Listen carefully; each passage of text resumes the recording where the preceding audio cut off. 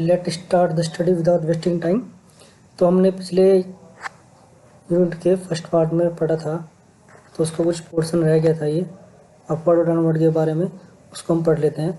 तो क्वेश्चन दिया इसमें, distinguish between upward and downward communication along with its merits and demerits. ठीक है, अपवर्ड कम्युनिकेशन और डाउनवर्ड कम्युनिकेशन में क्या डिफरेंस है उसको हम पढ़ते हैं। तो इसमें फर्स्ट पार्ट दिया है basic components.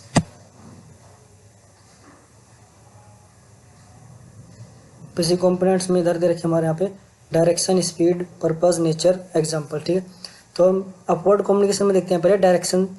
It follow from subordinate to superior और from bottom to top. Upward communication क्या होता है कि बॉटम से टॉप की तरफ हमारी इंफॉर्मेशन जाती है, तो इसकी डायरेक्शन होगी बॉटम टू अपवर्ड या बॉटम टू टॉप साइड में। यानी एम्प्लॉयज थे सुपीरियर, जो सुपीरियर है, हायर अथॉरिटी है, उनको इंफॉर्मेशन भेजना, तो हमारा अपवर्ड कम्युनिकेशन हो गया।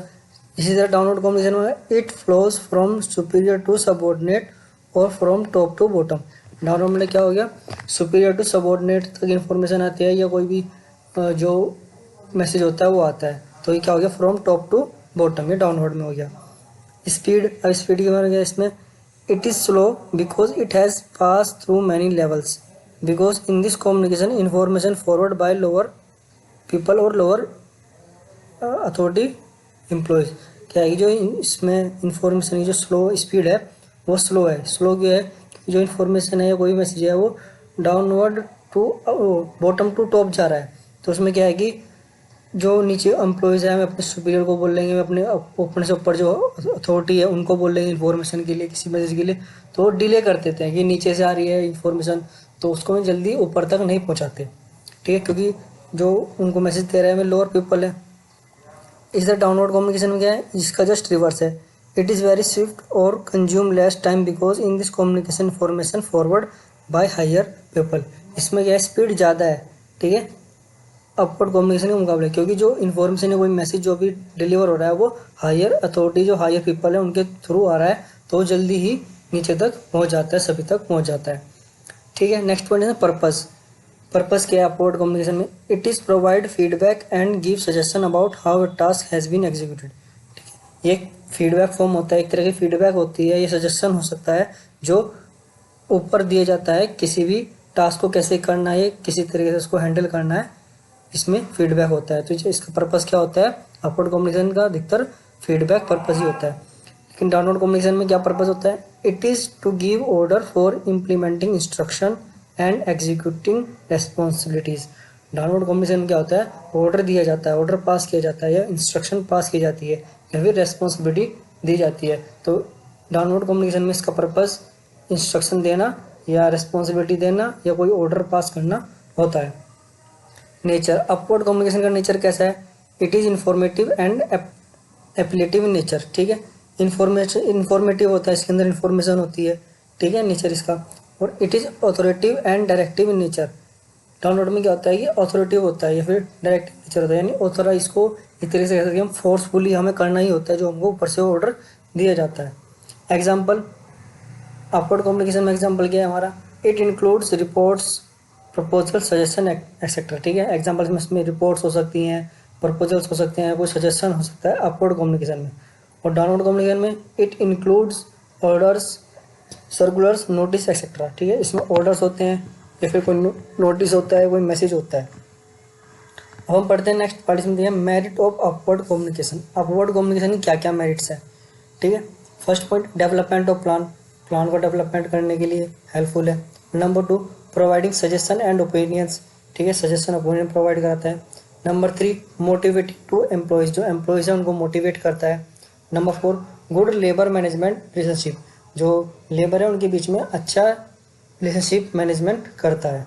ठीक, साथ साथ इसकी डिमेरिट्स भी साइड में दी गई है, डिमेरिट्स ऑफ अपवर्ड कम्युनिकेशन। तो अपवर्ड कम्युनिकेशन की क्या क्या डिमेरिट्स हैं, चेंज इन इंफॉर्मेशन, भाई इंफॉर्मेशन जो जा रही है अपवर्ड में डाउन से, यानी लोअर पीपल से हायर पीपल तक जा रही है इन्फॉर्मेशन, वो चेंज हो सकती है, कि बताया कुछ है, ये इन्फॉर्मेशन कुछ और दी गई है और ऊपर तक जाते जाते चेंज होगी। अनविलिंगनेस, अनिच्छा। ठीक है, इसमें अनिच्छा होती है। नंबर 3, इनडिसिप्लिन, इनडिसिप्लिन होता है। Number 4, risk of distortion of message, वही मैसेज का डिस्टोर्शन या मैसेज में किसी तरह की खामियां आना, मैसेज डिफ्लेक्ट हो जाता है। नंबर 5 सुपरवाइजर नेग्लिजेंस, जो सुपरवाइजर है वे इस चीज़ को नेगलेक्ट भी करते हैं कि ज़रूरी नहीं है कि नीचे से कुछ इन्फॉर्मेशन आई है ऊपर तक ही उसको पहुंचाए, तो उनकी वे इस चीज़ को नेगलेक्ट भी कर सकते हैं। नेक्स्ट पॉइंट हमारा मेरिट्स ऑफ डाउनवर्ड कम्युनिकेशन। ठीक है, डाउनवर्ड कम्युनिकेशन क्या क्या मेरिट्स है? एक्सप्लेनिंग पॉलिसीज एक्सप्लेन करता है। मेंटेनिंग डिसिप्लिन मेंटेन करता है। इंक्रीज इफिशिएंसी बढ़ाता है। नो बाईपास, इसमें कोई बाईपास नहीं हो सकती, ऊपर से कोई ऑर्डर आया और डायरेक्ट सेम जगह तो आएगा, उसमें कोई बाईपास नहीं होगा। नंबर 5 बिल्डिंग गुड रिलेशनशिप, अच्छा रिलेशनशिप बिल्ड करता है। अब इसके डिमेरिट्स के साथ साथ, तो डिमेरिट्स ऑफ डाउनवर्ड कम्युनिकेशन तो देखते हैं। नंबर फर्स्ट में दिया लैक ऑफ फीडबैक। ठीक है, फीडबैक नहीं होता है इसमें क्योंकि ऊपर से नीचे तक ऑर्डर आ रहा है, इसमें कैसा फीडबैक, कौन देगा feedback. Number 2 delay in exchanging information exchange करने में डिले हो जाता है। नंबर 3 लॉस ऑफ इन्फॉर्मेशन का लॉस हो सकता है। नंबर 4 हमें डिस्टोर्शन ऑफ इन्फॉर्मेशन का डिस्टोर्शन होना। नंबर 5 क्रिएट ऑफ रिसेंटमेंट, यानी रिसेंटमेंट का मतलब एंगर, ऊपर से कोई भी नोटिस पास हुआ है, जो लोअर पीपल है एक तरीके से इसको अच्छा नहीं समझते और वो कहेंगे कि एक तरीके से बर्डन आ गया ये वो हो गया, तो एक तरीके से एंगर में वो भी क्रिएशन करता है। तो ये हमारा नेक्स्ट पार्ट है, यूनिट फर्स्ट का ही नेक्स्ट पार्ट है। इसमें दिया हमारा कॉम्प्रिहेंशन स्किल्स क्या होती हैं उसके बारे में पढ़ते हैं। इसमें दिया है comprehension is the understanding and interpretation of what is read. To be able to accurate understand written material people need to able to decode what they read। ठीक है, कॉम्प्रिहेंशन स्किल क्या होती है कि किसी भी चीज़ को अंडरस्टैंडिंग करना, जो हम पढ़ रहे हैं हम उसको समझ पा रहे हैं इजीली, एक्यूरेटली हम उसको रिकॉल कर पा रहे हैं, तो कॉम्प्रिहेंशन स्किल के अंदर आता है। तो उसमें क्या होता है, फर्स्ट पॉइंट दिया डिकोड व्हाट दे रीड, जो हमने पढ़ा है हम उसको डिकोड कर पा रहे हैं। Number 2 make connection between what they read and what they already know, जो वे जानते हैं ये जो हम पढ़ रहे हैं उसके बीच में रिलेशनशिप डेवलप करना, ये भी कॉम्प्रिहेंशन स्किल के अंडर आता है। नंबर 3 पॉइंट दिया हमारा think deeply about what they have read, जो उन्होंने पढ़ा है उसके बारे में गहनता या गहराई से सोचना। तो इसमें क्वेश्चन बनता है कि नया how comprehension skills can be improved, हम जो कॉम्प्रिहेंशन स्किल्स हैं उनको कैसे इम्प्रूव कर सकते हैं। Number first read a variety of materials, do not limit yourself text book, यानी जो मटेरियल्स है पढ़ने का उसको डिफरेंट वैरायटीज़ में पढ़िए, अलग अलग तरह का मटेरियल पढ़िए। Not limit yourself to text book, सिर्फ टेक्स्ट बुक तक ही सीमित न रहे, डिफरेंट टाइप्स के मटेरियल्स पढ़िए, आर्टिकल्स पढ़िए, न्यूज़पेपर्स पढ़िए।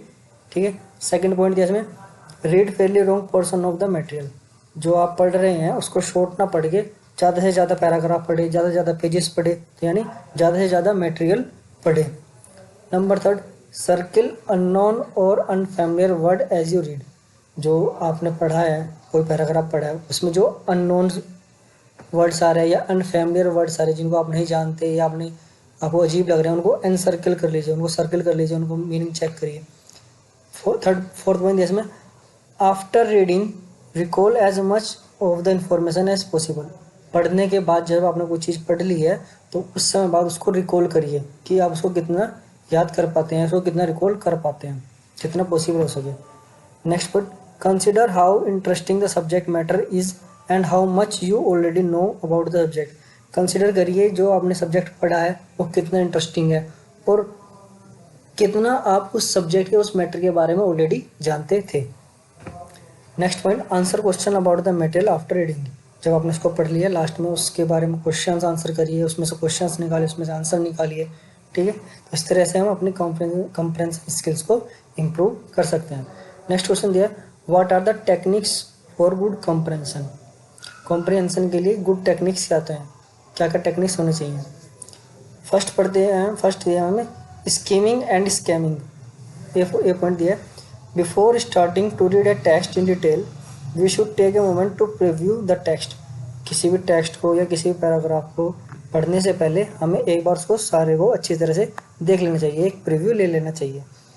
Number second be read quickly without pausing to study the details, this is called skimming reading और स्कीमिंग, यानी किसी पैराग्राफ को किसी टेक्स्ट को बिना रुके पढ़ना कंटिन्यूसली क्या कहलाता है, स्कीमिंग और स्कैनिंग कराता है। एक तरह से हमने पैराग्राफ को यहाँ से स्टार्ट किया, स्टार्टिंग से स्टार्ट किया, एंड तक हमने उसको पढ़ लिया बिना रुके, तो एक तरीके से क्या हो गया, स्कैनिंग हो गई, हमने उसको स्टार्ट से एंड तक का स्कैन कर लिया एक साथ, तो उसको कहते हैं skimming and scanning. Next point, non verbal signals. इसमें क्या है, the meaning of a text is not only conveyed by means of word, some text also contain non verbal sign. क्या होता है, जो टेक्स्ट में जो मीनिंग दिए होते हैं, वर्ड्स दिए होते हैं, उनका सिर्फ मीनिंग ही नहीं होता, तो उसमें टेक्स्ट या कुछ नॉन वर्बल साइन ऐसे होते हैं जो अलग उसकी वैल्यू को इंडिकेट करते हैं। ठीक है, तो जो नॉन वर्बल साइंस होते हैं वो देखते हैं कौन से होते हैं। नॉन वर्बल साइंस आर में includes certain style features such as different fonts, bold print, underline और इटैलिक्स। क्या होता है, जो नॉन वर्बल साइंस दिए है, कोई वर्ड है वो अंडरलाइन कर दिया या बोल्ड कर दिया या इटैलिक्स साइज में कर दिया, तो उसका भी एक अपना अलग मीनिंग होता है। तो उसको बोल्ड करके उसको हो सकता है उसको हाईलाइट कर रहे हो, उस पर उस वर्ड पे स्पेसिफिक जोर दिया जा रहा होगी, इस वर्ड का मीनिंग यहाँ पे ये है, तो उसमें सी पॉइंट दिया है, the meaning of this style feature can vary from one text to another. ठीक है, जो ये स्टाइलिश फीचर, स्टाइलिश वर्ड दिए जाते हैं, इनका मीनिंग एक टेक्स्ट से दूसरे टेक्स्ट में वेरी करता है, अलग अलग हो सकता है। फिर दिया इसमें, समटाइम्स वन टेक्स्ट इटैलिक्स में be use to emphasize a word in another text, italics can be use as subtitles. क्या होता है, जो वर्ड इटैलिक्स होता है, तिरछा लिखा जाता है किसी टेक्स्ट में, तो उसका मतलब होता है किसी वर्ड, पर्टिकुलर वर्ड पे एम्फेसाइज करना, और किसी टेक्स्ट में होता है उसका मतलब किसी सब टाइटल को डिस्प्ले करना। यानी अब कोई वर्ड है, मेन वर्ड है, जैसे हम मेन वर्ड है किसी भी सब्जेक्ट टेक्स्ट में, हम उसको हाईलाइट कर देते हैं, तो यहाँ पे इसने इटैलिक किया है, तो एक तो मीनिंग हो गया कि उसको उस पर जोर डालना कि इटैलिक वो कोई वर्ड है ये हाईलाइट कर दिया इसको बोल्ड करके। एक होता है कि टाइटल, हम टाइटल को भी इटैलिक में लिखते हैं या फिर उसको हाईलाइट करके लिखते हैं, तो अलग अलग टेक्स्ट में अलग अलग मीनिंग हो सकता है। नेक्स्ट पढ़ते हैं इसमें हम structure of the text. Skimming हो गया, नॉन वर्बल हो गया, अब आ गया हमारा स्ट्रक्चर ऑफ द टेक्स्ट। जो टेक्स्ट है उसकी स्ट्रक्चर कैसी होती है, ये कैसे होनी चाहिए। Most text start with the title and sometimes a सब टाइटल। जो टेक्स्ट होता है कभी कभार वो टाइटल से स्टार्ट होते हैं, तो कभी सब टाइटल से स्टार्ट होते हैं। After that come the introduction and the body. उसके बाद क्या होता है, उसका इंट्रोडक्शन आता है, फिर बॉडी आती है। B part, an important aspect of reading is prediction. The prediction process start with the title. क्या होता है, किसी टेक्स्ट की जो इम्पोर्टेंट पार्ट होता है क्या होता है, उसके बारे में भविष्यवाणी करना। हमने वो टेक्स्ट पढ़ा, पहले टेक्स्ट को पढ़ते ही पता जाता है कि इसके अंदर क्या है, ये किस बारे में बताना चाहता है। तो the prediction process start with the title. जो प्रिडिक्शन यानी भविष्यवाणी है, उसके बारे में जानने की जो होती है कि इसके बारे में क्या है, वो हमारी टाइटल से ही स्टार्ट हो जाती है। यूँ कहिए कि टाइटल पढ़ के ही हम अंदाज़ा लगा लेते हैं या कोई कल्पना कर लेते हैं कि इस टेक्स्ट के अंदर क्या है। Next, structure of paragraph. अब हमारा पैराग्राफ है, पैराग्राफ की स्ट्रक्चर कैसी होती है। ठीक है, इसमें पैराग्राफ में क्या दिया है, a typical paragraph consist of 3 part. किसी पैराग्राफ के 3 पार्ट्स होते हैं। First part is the topic sentence. First part क्या होता है, टॉपिक सेंटेंस होता है, which is the nearest of the paragraph, जो पैराग्राफ के नियरेस्ट होते हैं, which can figure either of the beginning or at the end of the paragraph. ठीक है, जो कि पैराग्राफ के बिगिनिंग में या एंडिंग में मिल सकता है। ठीक है, first part. Second, the second part of the paragraph contain sentence which develop support for the topic sentence. जो पैराग्राफ का सेकंड पार्ट होता है उसमें ऐसे सेंटेंस होते हैं जो सपोर्ट करते हैं पैराग्राफ के सेंटेंसेस को। ठीक है। थर्ड, दीज सेंटेंसेस में कंटेन्स आर्ग्यूमेंट। इन सेंटेंस में क्या होता है, आर्ग्यूमेंट्स होते हैं, एक्सप्लेनेशंस होते हैं, डिटेल्स होती है, एग्जाम्पल्स होते हैं एंड अदर सपोर्टिंग एविडेंस। तो जो सेकंड पार्ट होता है इसके अंदर आर्ग्यूमेंट्स, एक्सप्लेनेशन, ये सब चीज़ होती हैं जो पैराग्राफ को सपोर्ट करती हैं और उसको और इलेबोरेट करती हैं। नेक्स्ट पॉइंट है हमारा, the third part of paragraph is often a summary of the paragraph or linking a sentence to the next paragraph. जो थर्ड पार्ट होता है यानी जो थर्ड पोर्शन होता है पैराग्राफ का, वो क्या होता है, एक तरीके से हमारी समरी होती है जो हमने अब तक ऊपर पढ़ा, या फिर अगले आने वाले पैराग्राफ से लिंकेज इन्फॉर्मेशन होती है कि नेक्स्ट पैराग्राफ में इससे रिलेटेड इन्फॉर्मेशन होगी और उन दोनों को लिंक करता है। थर्ड पोर्शन ये होता है पैराग्राफ का। नेक्स्ट आ गया हमारा पंचुएशन। इसमें क्या होता है, पंचुएशन माने विराम चिन्ह। Punctuation is partially based on grammar. ठीक है, ग्रामर पर बेस्ड होता है। The meaning and use of punctuation marks make it easier to understand the grammatical structure. तो पंक्चुएशन का मीनिंग क्या होता है कि इसका काम क्या होता है कि इज आसानी कर देता है पैराग्राफ को समझने में या टेक्स्ट को समझने में, ठीक है, और ये ग्रामेटिकल स्ट्रक्चर होता है। नेक्स्ट पॉइंट है इसमें ऑथर्स व्यू पॉइंट, यानी इसमें हम कहते हैं इन्फ्रेंस यानी अनुमान। In reading a text you make inferences or assumptions about the position of the author. जब टेक्स्ट पढ़ते हैं, टेक्स्ट पढ़ने के दौरान आप अंदाजा ला सकते हैं कि ऑथर की पोजीशन और ऑथर के व्यूज इसमें इसके इस टेक्स्ट में क्या है, ऑथर क्या कहना चाह रहा है। The author often shows his or her opinion either by adding certain phrase or by adding a value to a word. जो ऑथर है, इस ऑथर क्या है, इस टेक्स्ट में या पैराग्राफ में अपने व्यूज भी शो कर सकता है, अपनी ओपिनियन भी शो कर सकता है और कुछ वैल्यूज भी शो कर सकता है, ठीक है। नेक्स्ट पॉइंट रीडर एंटीसेप्शन या फिर determining the meaning of word. इसमें ए पार्ट है even readers who have a wide and flexible vocabulary will encounter word whose meaning they do not know. क्या होता है कि जो रीडर्स होते हैं वे उनके पास वाइडली वोकेबलरी भी है, ठीक है, फ्लेक्सिबल वोकेबलरी भी है, फिर भी कुछ वर्ड को पढ़ने में कठिनाई करते हैं जो जिनका मीनिंग वे नहीं जानते या उनको हम अनुमान लगा के पढ़ लेते हैं। सपोज करो कोई मीनिंग है, हम उसको एग्जैक्ट मीनिंग नहीं पता, लेकिन फिर भी उसका कुछ ना कुछ अनुमान लगा लेते हैं कि ये मीनिंग यहाँ पे क्या कहना चाह रहा है। Sometimes we face to that word which is not familiar but we able to guess that word accurately. वो दिया इसमें लाइन में। समटाइम्स क्या होता है कि हम कुछ ऐसे वर्ड्स को फेस करते हैं जिनके साथ हम फैमिलियर नहीं है, जिनको हम जानते नहीं हैं, कुछ वर्ड्स ऐसे जाते हैं but we able to guess that word, but हम उनको गैस कर लेते हैं कि इस वर्ड का यहाँ पे मीनिंग क्या है, यहाँ पे ये क्या कहना चाह रहा है। This is possible if we understand the relationship between word in meaning and form. यह तभी पॉसिबल है जब हम वर्ड्स के मीनिंग के बीच में रिलेशनशिप को समझ पाए।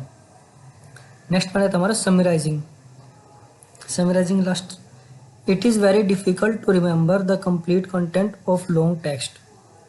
For that reason, it is often advisable to make notes of essential information in text. क्या होता है किसी भी जो हमने पैराग्राफ में टेक्स्ट पढ़ा उसको हमको सारे याद रखने में कठिनाई होती है, तो हम क्या करते हैं एक इसेंशियल नोट या कोई भी हम छोटा टेक्स्ट नोट बना लेते हैं उसको इन फ्यूचर में याद रखने के लिए, क्योंकि पूरा लंबा टेक्स्ट याद रख पाना या पूरी थ्योरी याद रख पाना पॉसिबल नहीं होता, तो लास्ट में समरी होती है, ठीक है। यहाँ तक ही था। इसमें हमारा फिर नेक्स्ट पार्ट स्टार्ट होता है सेंटेंस। सेंटेंस में a sentence is a set of word that are put together to mean something. Sentence क्या है, वर्ड्स का सेट है, a set of words that are put together to mean something, जो कि एक साथ आने के बाद क्या है किसी वर्ड्स का मीनिंग डिस्प्ले करते हैं, ठीक है। ग्रुप ऑफ वर्ड्स है उसको हम सेंटेंस कहते हैं। जब ग्रुप ऑफ वर्ड्स एक साथ काफ़ी सारे इकट्ठे होते हैं तो कुछ समथिंग या किसी भी चीज़ का मीनिंग डिस्प्ले करते हैं। Explain sentence structure. सेंटेंस की स्ट्रक्चर कैसी होती है।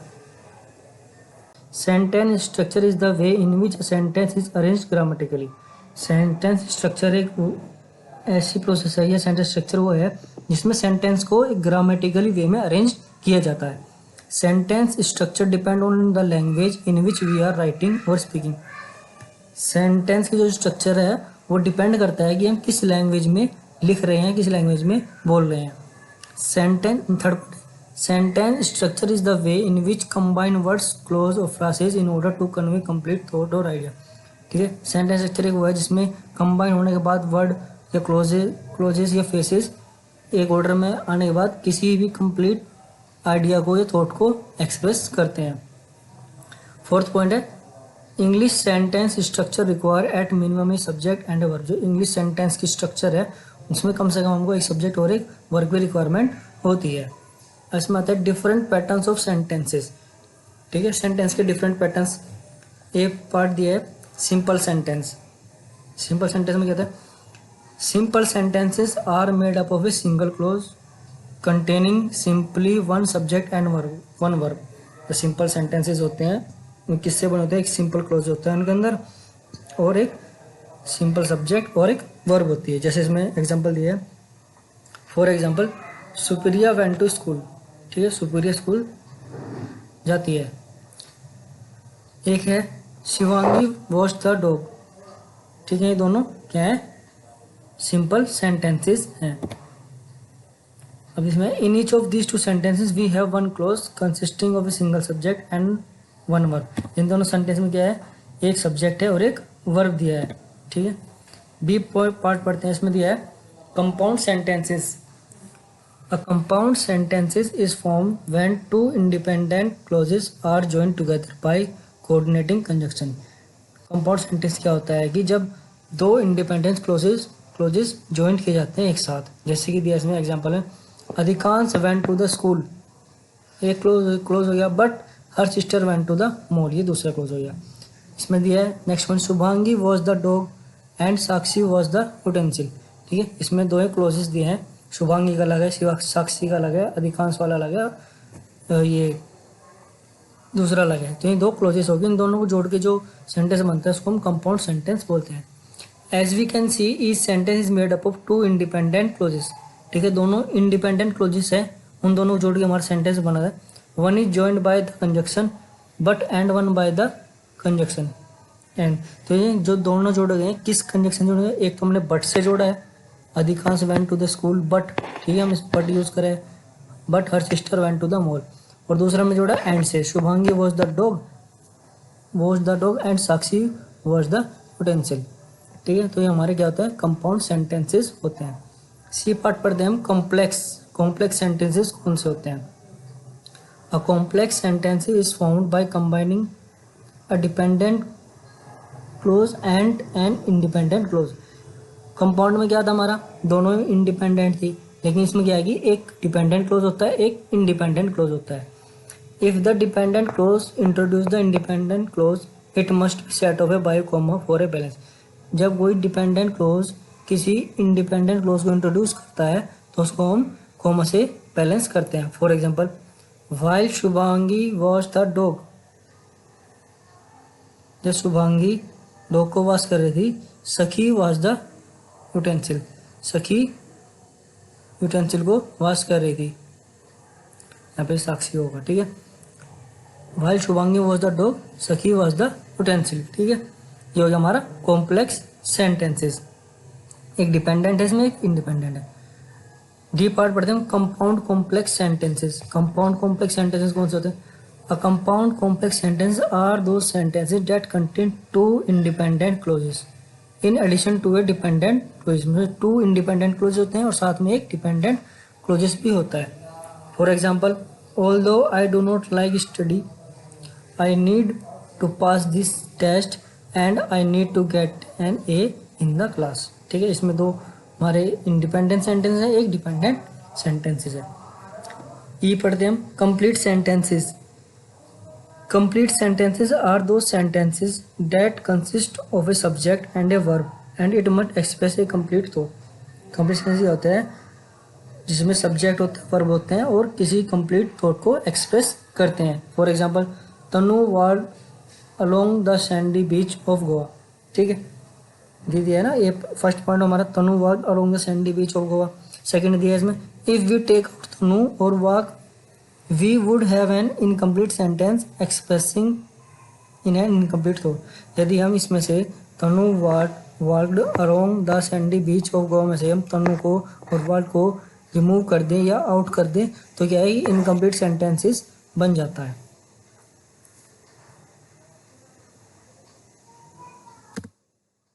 Next question, explain various type of sentences, ठीक है। तो इसमें दिया है first point, declarative sentences. Declarative sentences कौन से होते हैं।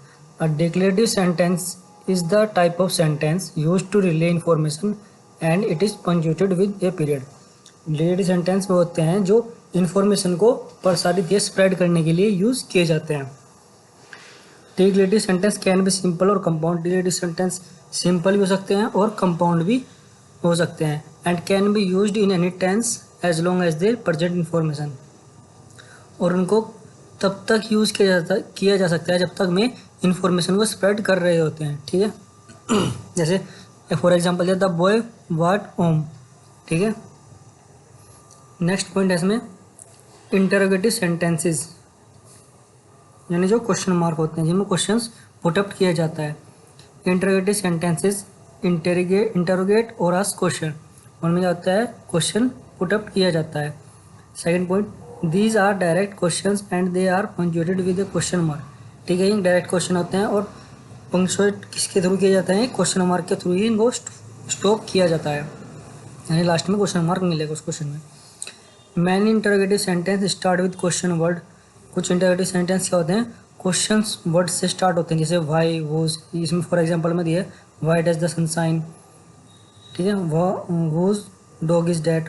ठीक है, इस तरह के सेंटेंस क्या होते हैं, इंटरोगेटिव सेंटेंसेस होते हैं। नेक्स्ट पॉइंट है इसमें इम्पेरेटिव सेंटेंस। इम्पेरेटिव सेंटेंस कौन से होते हैं, इसमें दिया advice, request, instruction and command. यानी जो सेंटेंस रिक्वेस्ट, एडवाइस, इंस्ट्रक्शन से रिलेटेड होते हैं उनको इम्पेरेटिव सेंटेंस बोलते हैं। फर्स्ट पॉइंट दिया इसमें, these can be in the form of friendly advice, basic instruction और मोर फोर्सफुल कमांड। ये सेंटेंस फ्रेंडली भी हो सकते हैं, एडवाइस भी हो सकती है, इनमें इंस्ट्रक्शंस भी हो सकती हैं। Second point, many imperative sentences end with the period but some of more forceful demand में end with an exclamation point to highlight the emotion.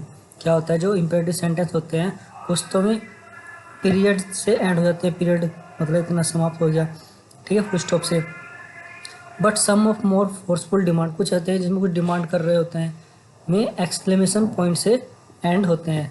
ठीक है, for example please shut the door to keep out the bugs.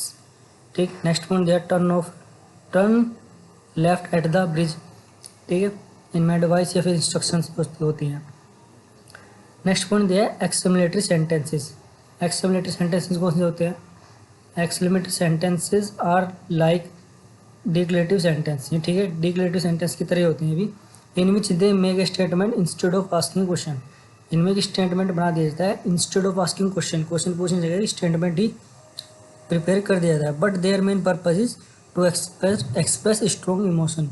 But इसका जो main purpose होता है वो emotion को express करना होता है। ठीक है, they are easily recognized because they end in exclamation point instead of a period. ठीक है, इनको हम इजीली रिकॉग्नाइज, इनको इजीली पहचान लेते हैं क्योंकि के लास्ट में एक्सक्लेमेशन का साइन होता है instead of period. Exclamatory sentences are often use in casual conversation and in written dialogue to show emotion, but they are not typically useful in academic और एक्सप्लोरेटरी राइटिंग। क्या होता है, जो exclamatory sentence होते हैं उनको हम कैजुअल कन्वर्सेशन में यूज़ कर सकते हैं, रिटन डायलॉग यानी डायलॉग लिख रहे हो उसमें यूज़ कर सकते हैं, बट उनको हम एक एकेडमिक और एक्सप्लोरेटरी राइटिंग में यूज़ नहीं कर सकते। For example I said I wanted burger instead of pizza. ठीक, नेक्स्ट क्वेश्चन दिया इसमें, what are requisites of good sentence construction. Requisites में होता है डिमांड या मांग, ये उसकी जो रिक्वायरमेंट्स होती हैं। तो उसमें फर्स्ट गुड सेंटेंस की जो हम एक, अगर हमें कोई गुड सेंटेंस बनाना है या उसकी कंस्ट्रक्शन करनी है तो उसमें ये सब चीज़ें इंक्लूड होनी चाहिए, ये सब उसकी डिमांड है। A good sentence consist of many requisite but out of them 3 are very important. ठीक है, काफ़ी सारी होती है लेकिन 3 यहाँ पे मेन इंपॉर्टेंट जो है हमें दिखाई गई हैं। फर्स्ट है इसमें clarity, it is the first and foremost element of a sentence and other two consistency and economic come out of it. क्या ये जो क्लैरिटी है वो सबसे फर्स्ट या प्योरिटी है, सबसे ज़्यादा प्योरिटी दी जाती है वो क्लैरिटी वाले पॉइंट को दी जाती है, यानी क्लैरिटी सबसे पहले आती है सेंटेंस में। बाकी की जो 2 हैं कॉन्सिस्टेंसी और इकोनॉमी बाद में आती है। सबसे पहले सेंटेंस में हम क्लैरिटी देते हैं। All sentence should clear state the writers thoughts without any possibility of ambiguity. क्या होता है, जो सेंटेंस हैं क्लियरली लिखे होने चाहिए और जो थॉट्स हैं ऑथर के वे क्लियरली विजिबल होने चाहिए, एकदम साफ होने चाहिए, उनमें किसी तरह कोई डाउट नहीं होने चाहिए या उनमें किसी तरह का कहते हैं कि संदेह उत्पन्न नहीं होना चाहिए। थर्ड पॉइंट है इसमें, if the writer has clarity the reader should able to grasp its meaning on his first reading. यदि राइटर जो है बिल्कुल क्लैरिटी से उनको प्रेजेंट करेगा सेंटेंस को, तो जो रीडर है उसको उसका मीनिंग गेन करने में, मीनिंग समझने में आसानी होगी और पहली बार में ही उसको वो समझ लेगा। Other thing that add to the clarity are adequate, punctuation, clear pronoun and correct word order. जो अदर थिंग्स है क्लैरिटी में ऐड करी जाती हैं ये जैसे कि एडुकेट, पंचुएशन यानी प्रॉपर जगह पे विराम चिन्ह होना चाहिए, क्लियर प्रोनाउन होना चाहिए, करेक्ट वर्ड और ऑर्डर होना चाहिए, ये सब क्लैरिटी के अंडर आते हैं। नेक्स्ट है इसमें कंसिस्टेंसी। अब कंसिस्टेंसी क्या है इसमें? अ sentence is called consistent only if it follow certain rule. यदि वो सर्टेन रूल्स को फॉलो करता है तो उसको हम कंसिस्टेंस कहते हैं। First point, it should keep one pattern method of writing and all other sentence coming fourth must follow the same pattern. क्या होता है, जिसमें किसी भी सेंटेंस को लिखते समय जो पैटर्न फॉलो किया गया है वही पैटर्न बाकी के रिमेनिंग जो आने वाले वर्ड्स हैं या सेंटेंस है उसी को सेम फॉलो करें, यानी सेम पैटर्न पे सभी सेंटेंसेस होंगे। Next point, in the periodic pattern the main close come eight the and while subordinate close come at the first. जो पीरियोडिक पैटर्न होता है उसमें जो मेन क्लोज होते हैं पहले आते हैं और जबकि सबऑर्डिनेट क्लोज होते हैं हमें बाद में नहीं जो मेन क्लोज होते हैं, जो मेन क्लोजेस होते हैं वो बाद में आते हैं और जो सबऑर्डिनेट क्लोज होते हैं वो पहले आते हैं। Next point, all sentence of paragraph should follow one style, formal या इनफॉर्मल। जो पैराग्राफ है उसके जो स्टाइल है सेंटेंस का वो सिर्फ एक ही स्टाइल में होना चाहिए, तो फॉर्मल होना चाहिए, इनफॉर्मल होना चाहिए। Fourth, grammatical consistency is absolutely necessary for effective sentence. जो ग्रामेटिकली कंसिस्टेंसी है वो भी होनी बहुत ज़रूरी है। नेक्स्ट है इसमें इकोनॉमी। इकोनॉमिक में precision is the tool that makes sentence economical. Precision माने होता है शुद्धता, यानी जो सेंटेंस है उनके अंदर शुद्धता होनी चाहिए, प्रॉपर वे में होने चाहिए। Writer should avoid the following in order to achieve economy in his writing. क्या क्या उसको अवॉइड करना चाहिए अपने सेंटेंस को इकोनॉमी बनाए रखने के लिए? यूजलेस रिपीटेशन, यानी जो रिपीटेशन यूजलेस है उसको बार बार नहीं होना चाहिए, रिपीटेशन हटा देना चाहिए, कम से कम रिपीटेशन करना चाहिए। फिर इसमें रेडुएंसी में अनावश्यक जो अनावश्यक चीज़ें वो भी रिमूव कर देनी चाहिए। तो ये सब क्या थी? एक सेंटेंस की मांग थी, एक सेंटेंस की डिमांड थी, गुड सेंटेंस की। ठीक है, अगर ये सब क्वालिटीज़ हैं इसके अंदर तो वो एक गुड सेंटेंस है। नेक्स्ट क्वेश्चन है, व्हाट इज पैराग्राफ? पैराग्राफ क्या होता है? What are the requisites of an effective paragraph? ठीक है, इसकी रिक्विजिट्स बतानी है हमें। Write the importance of topic sentence in paragraph. ठीक है, इंपॉर्टेंस भी बतानी है कि पैराग्राफ की क्या इंपॉर्टेंस है। इसमें फर्स्ट टाइम पढ़ते हैं पहले व्हाट इज पैराग्राफ। पैराग्राफ क्या है?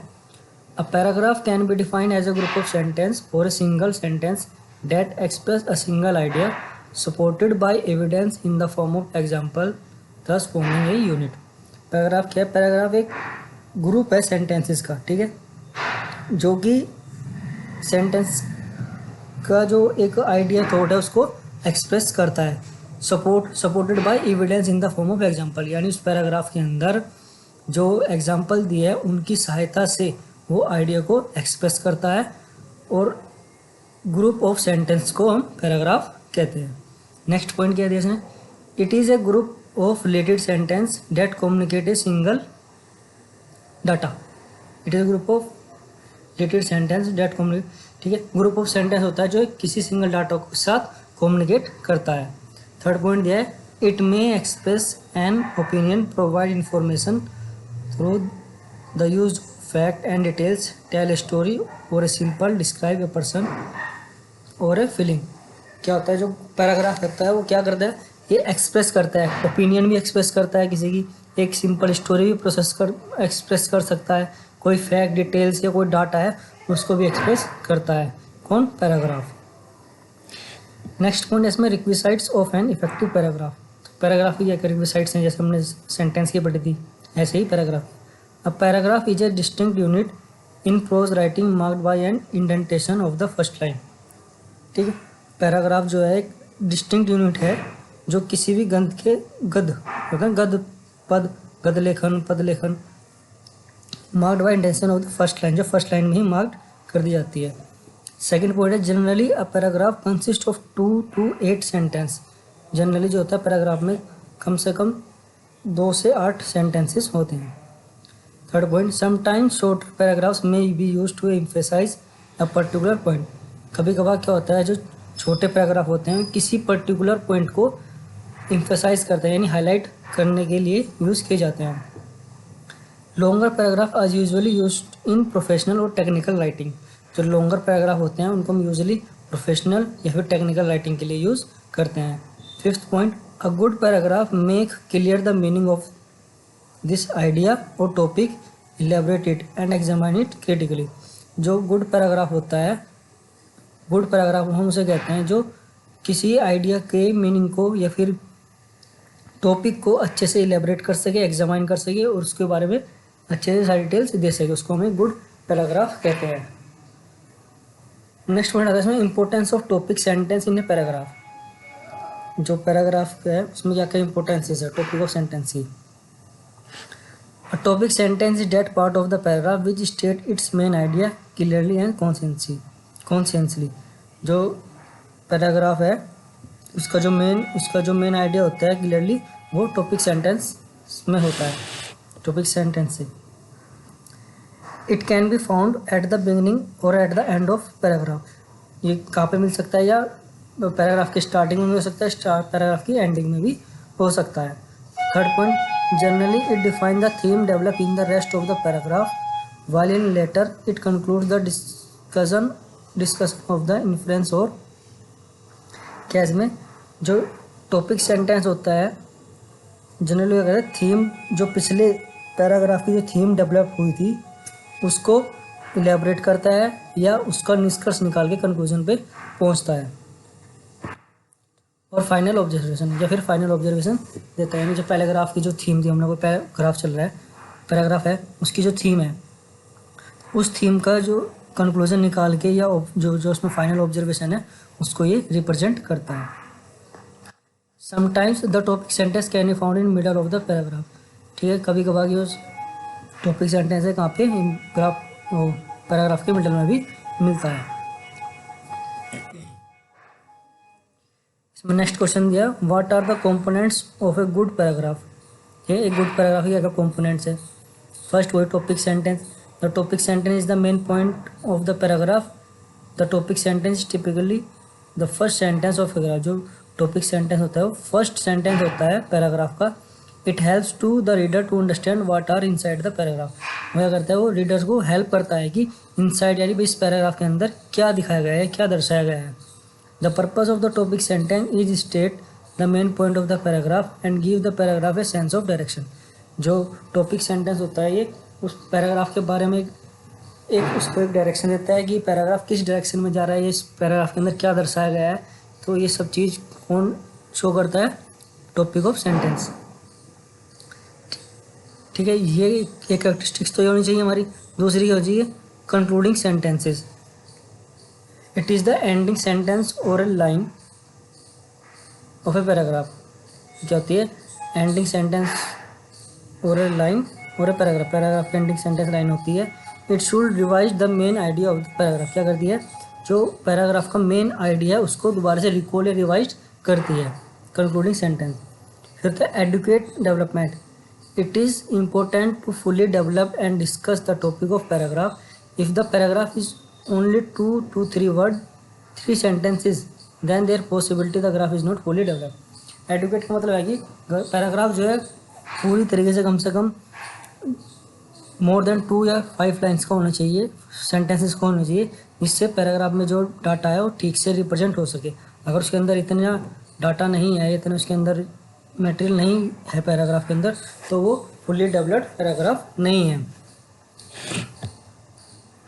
अब नेक्स्ट क्वेश्चन दिया, describe the basic requirements of paragraph construction. जो बेसिक रिक्वायरमेंट होती है पैराग्राफ कंस्ट्रक्शन के लिए क्या क्या है, या फिर कह सकते हैं what are the technique use to make a paragraph coherent. क्या क्या टेक्निक्स है एक पैराग्राफ को कोहेरेंट बनाने के लिए। तो इसमें फर्स्ट दिया unity. A paragraph is usually built around a topic sentence and that sentence represent the main theme of the paragraph. जो पैराग्राफ किसी एक सेंटेंस के इर्द गिर्द ही बनाया जाता है। जो पैराग्राफ होता है उसका एक मेन टॉपिक होता है और उस टॉपिक के बारे में ही सारी डिटेल्स उस पैराग्राफ के अंदर होती है। कोई स्पेसिफिक सेंटेंस के ऊपर ही पैराग्राफ में लिखा जाता है और वही सेंटेंस उसकी एक थीम भी रिप्रेजेंट करता है। Number 2, coherence. कोहेरेंस क्या होता है, कोहेरेंस में फर्स्ट पॉइंट दिया है, in a paragraph every sentence should logically follow from one preceding it. क्या होता है, कोहेरेंस होना चाहिए, यानी वो आपस में इंटरलिंक होना चाहिए। जो पैराग्राफ का हर एक सेंटेंस दूसरे सेंटेंस से या आने वाले सेंटेंस से एक तरह से जुड़ा होना चाहिए। ठीक है, उन्होंने इसका मीनिंग अलग है, फर्स्ट सेंटेंस का और दूसरे का सेंटेंस अलग है, उन दोनों का मीनिंग इसमें कोरिलेट होना चाहिए। Second, thus every sentence should be link to one that went before. एक दूसरे से लिंक होना चाहिए, जो पहले वाला है और आने वाले से एक दूसरे के साथ में आपस में इंटरलिंक होना चाहिए। This provide coherence to the paragraph and there are 4 devices which have to build up this coherence which are as follows. ठीक है, कुछ 4 पॉइंट दिए गए हैं जो मेन है पैराग्राफ में कोहेरेंस मेंटेन करने के लिए। फर्स्ट, ये दिया है pronouns. It is used as a substitute for a noun and this always demand the noun in the beginning of the sentence. जो प्रोनाउन है नाउन की पहले इसको यूज़ किया गया है, जो कि सेंटेंस की बिगिनिंग में आती है। ये सेंटेंस की बिगिनिंग में रिवाइज कराती है नाउन को। ठीक है, प्रॉपर प्रोनाउन यूज होनी चाहिए पैराग्राफ के अंदर। सेकेंड है repetition. The repetition of some keyword or phrases in the paragraph not only to make paragraph coherent but also to emphasize the author's point of view. जो repetition होता है वो paragraph में कोहेरेंट तो maintain करता है, उसके साथ साथ जो ऑथर्स के पॉइंट ऑफ व्यू हैं, जो ऑथर्स के विचार हैं, उनको भी एम्फसाइज करता है, उनको भी ये हाईलाइट करता है, उन पर एक तरह का जोर देता है repetition. But repetition should be used with care. जो रिपीटिशन है वो बहुत ध्यानपूर्वक यूज़ करना चाहिए। As too much of it can make the paragraph monotonous. अगर हम ज़्यादा रिपीटिशन यूज़ करेंगे तो पैराग्राफ को नीरस बना देगा। यानी नीरस का मतलब कह सकते हैं कि उसमें इंटरेस्ट नहीं आएगा या किसी तरह की वो अपने पास से डिस्ट्रैक्ट हो जाएगा पैराग्राफ। सी पार्ट है हमारा इसमें synonym. C point, synonyms are substitute for words already used in paragraph. Synonyms जो है वर्ड्स की, जो उसमें पैराग्राफ में ऑलरेडी वर्ड्स हैं उनकी जगह पे हम यूज़ करते हैं। और इसमें दिया and have similar meaning. This device is useful because it helps the writer to avoid excessive repetition. क्या होता है, जो सिनोनियम्स है हमारे पैराग्राफ में ऑलरेडी वर्ड है, हम उनकी जगह पर उनको यूज़ कर लेते हैं। तो जो सिनोनिम्स है उनका वर्ड सेम ही होता है उन जैसा, तो क्या करता है ये रिपीटिशन को अवॉइड करने के लिए हम सिनोनिम्स का यूज़ कर सकते हैं। ठीक है, तो प्रॉपर सिनोनिम्स हमें यूज़ करने चाहिए। नेक्स्ट है इसमें कनेक्टिविटीज। इसमें दिया है दीज आर वर्ड्स और phrases which usually occur at the beginning of sentences. ठीक है, ये वे वर्ड है, ये फ्रेजेस हैं जो सेंटेंस के बिगिनिंग में यूज होते हैं to show the relationship between the new sentence. नए सेंटेंस के बीच में रिलेशनशिप शो करने के लिए इनको हम यूज़ करते हैं। एंड द प्रीसीडिंग सेंटेंसेस, क्या एग्जांपल, जैसे बट, एंड, और, फर्दर एक्सेट्रा, ये कनेक्टिविटीज़ हैं। जैसे कि सेंटेंस को हम जोड़ने के लिए बट का यूज़ करते हैं या एंड का यूज़ करते हैं, तो ये सब कनेक्टिविटीज़ हैं, कनेक्टिव्स हैं। ठीक है, इनको हम कनेक्टिव्स बोलते हैं। थर्ड पॉइंट हमारा एम्फेसिस। एम्फेसिस में होता है जोर डालना। ठीक है, एम्फेसिस मीन्स फोर्स और प्रोमिनेंस। ठीक है, इसमें सेकंड पॉइंट दिया है it means making important points highlight in the paragraph. यानी जो पैराग्राफ में जो इम्पोर्टेंट पॉइंट्स हैं उनको हाईलाइट करने के लिए हम एम्फेसाइज करते हैं। It is essential because when a person read a paragraph he should know at once what the author is writing. ठीक है, इसलिए हम उसको यूज़ करते हैं, जो पैराग्राफ पढ़ रहा है उसको समझ आ जाए कि ऑथर्स किसके बारे में लिख रहा है। There are various device which help to give proper emphasize to significant idea in a paragraph. कुछ डिवाइसेज या कुछ पॉइंट बताए गए हैं जो एम्फेसाइज को मेंटेन करने में हेल्प करते हैं। नंबर ए दिया balance. Balance means to give a statement balanced of form that is to make various part of the sentence parallel to one other. ठीक है, तो सेंटेंस के बीच में बैलेंस बनाए रखने के लिए इसको हम यूज़ करते हैं। सेकेंड पॉइंट दिया इसमें it can be use to give equal importance two or more ideas statement. ठीक है, जो दो आइडिया हैं या दो कोई स्टेटमेंट उन दोनों को इक्वल इम्पोर्टेंस देने के लिए भी हम बैलेंस का यूज़ करते हैं। थर्ड पॉइंट दिया बैलेंस में involve single word, phrases, clause and even whole statement. ठीक है, बैलेंस में क्या हो सकता है, सिंगल वर्ड्स भी हो सकता है, फ्रेसेस भी हो सकते हैं, क्लोजेस भी हो सकते हैं और होल स्टेटमेंट, पूरे स्टेटमेंट भी हो सकता है।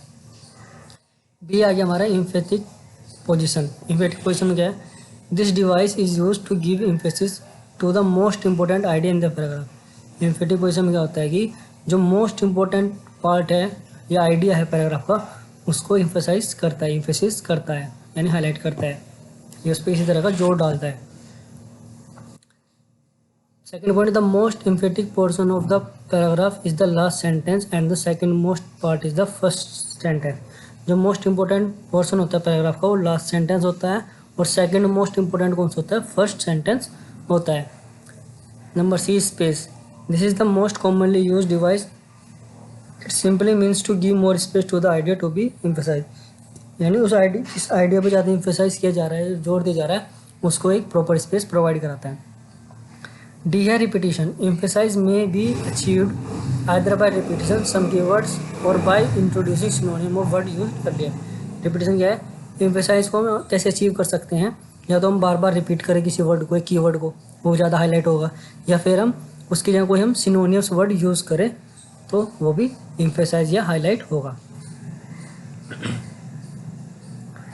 नेक्स्ट क्वेश्चन है इसमें, discuss details various technique use in paragraph development, what are devices for developing a paragraph. ठीक है, तो पैराग्राफ को डेवलप करने के लिए क्या डिवाइसेस होती हैं उसके बारे में पढ़ते हैं। Various technique use in paragraph development कौन कौन सी है। फर्स्ट है इसमें inductive order. In inductive order an author move from a particular statement to general statement. क्या होता है, एक पर्टिकुलर स्टेटमेंट से जनरल स्टेटमेंट की तरफ मूव करता है author. The author give details argument or illustration which finally leads to the conclusion. एक पर्टिकुलर स्टेटमेंट लेता है ऑथर, उससे वो कहाँ को मूव करता है, जनरल स्टेटमेंट की तरफ को मूव करता है, जो क्या करता है, डिटेल्स देता है, आर्ग्यूमेंट्स करता है, फिर इलस्ट्रेशन करता है, और लास्ट में एक उसका कंक्लूजन देता है। यानी पर्टिकुलर स्टेटमेंट से जनरल स्टेटमेंट की तरफ जो प्रोसेस होती है उसको हम इंडक्टिव ऑर्डर कहते हैं। अब second point, a paragraph that began with certain information concludes with a topic sentence which is developed using inductive method. ठीक, जैसे एग्जांपल दिया इसमें, Ram dies comma Mohan dies. ठीक है, Ram dies, Mohan dies and they are human being, hence we can say that man is mortal. Ram भी मर गया, मोहन भी मर गया। ठीक है, ये ह्यूमन बीइंग थे, दे आर ह्यूमन बीइंग, इसलिए we can say that man is mortal, इसलिए हम कह सकते हैं कि मनुष्य नश्वर है। ठीक, हमने इसमें पर्टिकुलर स्टेटमेंट उठाया था, लेकिन जनरली स्टेटमेंट क्या बना, मोर्टल है, मैन इज मोर्टल। ठीक, इस तरह सेकेंड पोर्शन है डिडक्टिव ऑर्डर। डिडक्टिव ऑर्डर क्या होता है, it just reverse of inductive order. In this we reached from general law to particular case. इसमें क्या होता है, हम जनरल लॉ या जनरल स्टेटमेंट से पर्टिकुलर केस या पर्टिकुलर लॉ की तरफ जाते हैं। बाय डिबेट एंड कंक्लूजन, उसका डिबेट या उसके ऊपर कंक्लूजन या आर्गूमेंट करते हुए हम जनरल से पर्टिकुलर एक स्पेसिफिक पॉइंट पर पहुँचते हैं। The author finally tries to deduce his conclusion logically by particular or specific subordinate method. ठीक है, थर्ड पॉइंट दिया इसमें, it is the reversal of the logical arrangement of the inductive method. बताया वही, ये क्या है, इंडक्टिव मेथड का जस्ट अपोजिट है, रिवर्सल है इंडक्टिव मेथड का। For example, man is mortal, मनुष्य नश्वर है। Since Ram and Mohan are man, they are mortar. ठीक है, ये डिडक्टिव ऑर्डर हो गया जैसे इंडक्टिव में था। ठीक है, वहाँ पर हमने मैन को मोर्टल बनाया था, मैन को मोर्टल बताया था कंक्लूजन लास्ट में। यहाँ पे हमने पहले कहा कि मैन मोर्टल है, since Ram and Mohan are man, Ram और मोहन व्यक्ति हैं या आदमी हैं, दे आर मोर्टल, में भी मोर्टल है। नेक्स्ट पढ़ते हैं हम क्रोनोलॉजिकल मेथड। दो मेथड हमने पढ़े, inductive method, inductive order, deductive order. अब आता है क्रोनोलॉजिकल मेथड और time order. This is the natural order of narration in which one event leads to another event. क्या होता है कि एक नेचुरल ऑर्डर होता है जिसमें एक इवेंट दूसरे इवेंट की तरफ बढ़ता है, या एक इवेंट की वजह से दूसरा इवेंट होता है। कोई एक इवेंट हो, उसी कारण बस दूसरा इवेंट होगा या उसके बाद दूसरा इवेंट होगा। This method is use to make document of a event or the step of an instruction. ये मेथड किस लिए यूज किया जाता है कि कोई डॉक्यूमेंट बनाने के लिए, वन बाय वन जो इवेंट हो रहे हैं उनको डॉक्यूमेंट बनाने के लिए, ये स्टेप ऑफ इंस्ट्रक्शन, ये इंस्ट्रक्शन का स्टेप हो सकता है कि पहले ये स्टेप करना है, फिर ये स्टेप करना है, फिर ये स्टेप करना है, एक इंस्ट्रक्शन भी हो सकती है। तो इसमें पढ़ते हैं। फॉर एग्जाम्पल क्या दिया है, it is the documentation at the time of emergency. एक डॉक्यूमेंटेशन दी गई है जो एमरजेंसी के टाइम है एक पेशेंट और डॉक्टर्स के बीच की बस में। तो उसमें दिया है फर्स्ट पॉइंट, एट 1:15 PM यानी 1:15 पर we arrived at the site analysis the condition of the patient and record his pulse, respiration etcetera. यानी 1:45 पर कोई डॉक्टर साइट पर पहुंचे, उन्होंने एनालाइज किया मरीज की कंडीशन और क्या रिकॉर्ड किया उन्होंने, उसकी पल्स और रेस्पिरेशन प्रोसेस रिकॉर्ड की। फिर सेकंड पॉइंट क्या हुआ, 1:17 पे यानी 1:17 PM after stabilizing the patient, यानी पेशेंट को स्टेबलाइज करने के बाद and contacted to the hospital and relate the vitals, यानी उसको उसकी पल्स रेस्पिरेशन चेक कर ली। नेक्स्ट स्टेप कब हुआ, 1:17 पर हुआ। 1:17 पर क्या स्टेप लिया, पेशेंट स्टेबलाइज हो गया, यानी एक तरह से स्थिर हो गया, उसकी कंडीशन थोड़ी नॉर्मल होगी। उसको कंडीशन नॉर्मल होने के बाद उसको उन्होंने क्या किया, हॉस्पिटल को कॉन्टैक्ट किया और उसको हॉस्पिटल के लिए रवाना कर दिया। फिर 1:20 पे क्या हुआ, 1:20 पे artificial respiration is given to the patient. 1:20 पे उसको आर्टिफिशियल रेस्पिरेशन दिया गया पेशेंट को एंड रूट द हॉस्पिटल जाते समय, और उसको हॉस्पिटल के लिए साथ साथ भेज दिया। फोर्थ पॉइंट है इसमें, एट 1:30 PM यानी 1:30 बजे फिर क्या प्रोसेस हुई, ambulance arrived at the hospital, ambulance hospital पहुंच गई थी and hospital staff took over the patient and care. क्या करा, 1:30 बजे एम्बुलेंस हॉस्पिटल पहुंची और हॉस्पिटल स्टाफ ने उसको रिसीव किया पेशेंट को और उसकी केयर करनी स्टार्ट कर दी। तो ये पूरा की स्टेप बाय स्टेप है। पहले उससे पेशेंट के पास पहुंचे, उसकी पल्स रिकॉर्ड ली, ठीक है, फिर उसको स्टेबलाइज किया, स्टेबलाइज करने के बाद उसके लिए उसके हॉस्पिटल के लिए उसको रवाना कर दिया। उसी दौरान उसको आर्टिफिशियल रेस्पिरेशन दिया, उसमें टाइम पीरियड दिया गया है। तो ये होता है क्रोनोलॉजिकल मेथड और टाइम ऑर्डर। नेक्स्ट पॉइंट दिया है इसमें लीनियर मेथड। फोर्थ पॉइंट में लीनियर मेथड में क्या, linear means consisting of lines और वन डायमेंशन, ठीक है, एक लाइन या एक वन डायमेंशन में जो होता है उसको लीनियर मेथड कहते हैं। A logical sequence is followed by the sentence of a paragraph. Logical sequence follow की जाती है सेंटेंस और पैराग्राफ के through. Third, this arrangement consisting of A system outline और न्यूमरस लिसनिंग और नंबरिंग पॉइंट। इसमें क्या होता है कि यानी कोई गणना होती है, काउंटिंग, या कोई लॉजिकल सीक्वेंस होती है जो एक के बाद एक रिपीटिव होती है, ठीक है। इसमें होती है लीनियर में, यानी एक लाइन में मेथड जो होता है। तो इसमें एग्जांपल के थ्रू समझते हैं। इसमें क्या दिया गया, to stop the crap the electrical power a body is prepared, यानी जो बिजली की चोरी होती है उसको रोकने के लिए एक बॉडी या कोई एक संस्था या कोई एक टीम बनाई जाती है। Second point, to make engineer responsible for the unpaid units, ठीक है, जो उस टीम के जो इंजीनियर्स है या फिर आगे जो इंजीनियर्स है उनको रेस्पॉन्सिबल बनाया जाता है कि जो यूनिट अनपेड है उनके लिए वे जिम्मेदार है कि जो यूनिट है बिजली की वे अनपेड क्यों है, उनको रेस्पॉन्सिबल बनाया जाता है। Third point, to check the distribution point periodically and unexpectedly etcetera, यानी जो डिस्ट्रीब्यूशन पॉइंट है उसको पीरियडिकली चेक करना इंजीनियर्स के थ्रू। तो ये हमारा एक लीनियर मेथड है, एक लाइन में जो मेथड है। उसके बाद हम आते हैं हमारा next question, what are the important kinds of paragraph. Paragraph की क्या क्या इंपॉर्टेंट्स प्रकार हैं वो पढ़ते हैं हम। इसमें आता है फर्स्ट पॉइंट, एनालिसिस। एनालिसिस क्या होता है, analysis means analyse the information which the presented in the paragraph and reach a specific conclusion, यानी कोई भी पैराग्राफ है, ठीक है, उसके अंदर जो इन्फॉर्मेशन दी गई है उसको एनालाइज करना और एक स्पेसिफिक कंक्लूजन पे पहुंचना, वो होता है उसको एनालाइज करना, ठीक। The object of analysis is to get how something works, ठीक है। एनालिसिस कैसे होते हैं कि कोई भी चीज़ कैसे काम कर रही है। नेक्स्ट आता है इसमें डिस्क्रिप्शन। एनालिसिस के बाद आता है डिस्क्रिप्शन।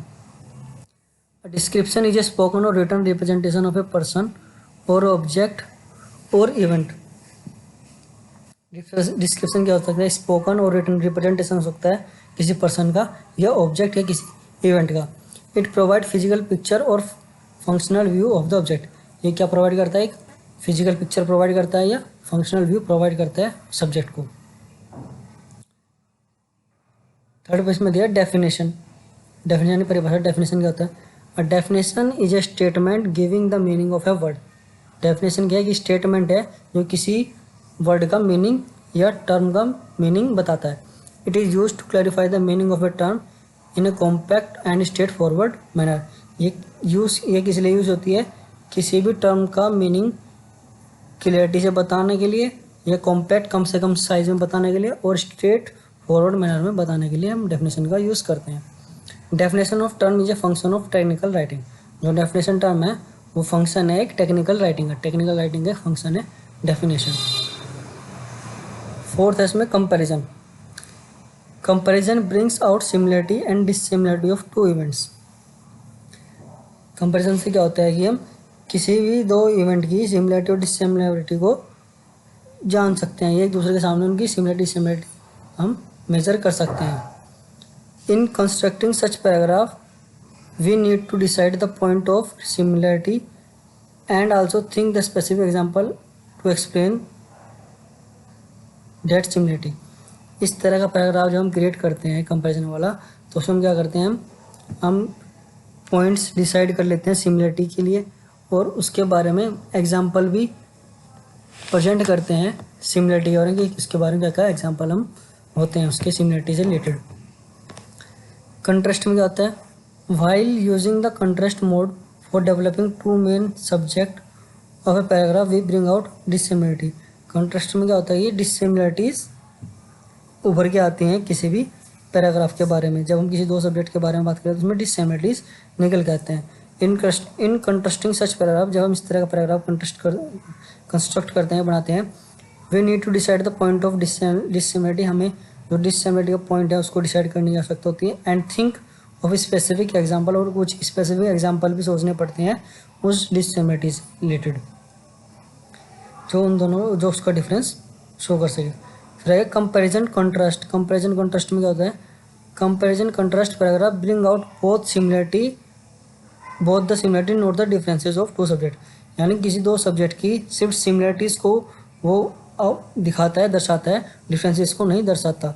और develop the main idea of the paragraph, और पैराग्राफ का मेन आइडिया को डेवलप करता है, वो होता है कंपैरिजन कंट्रास्ट। नेक्स्ट है इसमें एक्सप्लेनेशन। एक्सप्लेनेशन क्या होता है, paragraph that are develop using the explanation mode attempt to explain the central idea of the topic or key sentence of the paragraph. Explanation में होता है जो पैराग्राफ जो डेवलप हुआ है उसके अंदर जो भी मटेरियल है, जो भी डाटा है, उसको एक जो उसके अंदर की सेंटेंसेस यूज़ किए गए हैं या जो कोई भी उसके अंदर डाटा या फिगर यूज़ किया उसको पूरी तरह से एक्सप्लेन करता है, वो आता है एक्सप्लेनेशन के अंडर में। फिर आएगा इलस्ट्रेशन। इलस्ट्रेशन में क्या होता है, N illustration paragraph demonstrate the main idea by providing example. यानी एग्जाम्पल के थ्रू जो मेन आइडिया को ऊपर दिखाया जाता है, डेमोन्स्ट्रेट करता है, उसको हम इलस्ट्रेशन कहते हैं।